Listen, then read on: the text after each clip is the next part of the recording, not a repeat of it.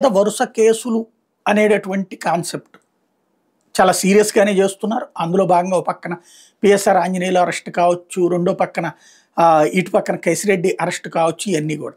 అయితే ఈ అరెస్ట్ సందర్భంగా రిమాండ్ రిపోర్ట్లో ఉన్నటువంటిది ఒక విచిత్రమైనటువంటి పరిణామం. పూర్తిస్థాయి రిమాండ్ రిపోర్ట్ రాశారు.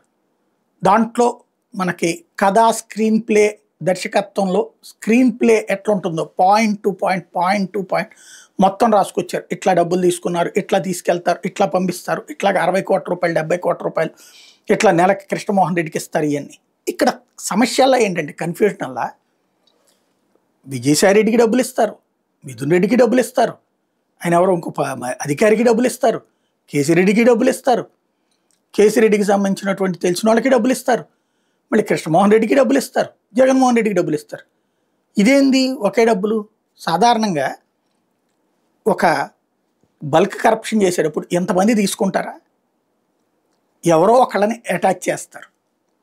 ఆ అటాచ్ చేసినోడు డబ్బులు తీసుకెళ్ళి జగన్ దగ్గరికి చేరుస్తారు, నిజంగా చేయదలుచుకునేటటువంటిది.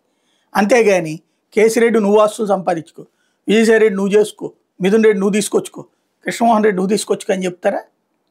నెంబర్ 1. రెండోది, ఆ మొత్తం రాసుకొచ్చి రిమాండ్ అతనే చెప్పాడు అని రాశారు.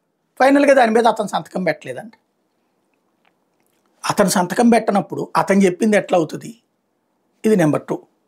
ఓవరాల్గా జగన్ని ఎలాగైనా జైల్లో పెట్టేటటువంటి ఎత్తుగడైతే నడుస్తుంది.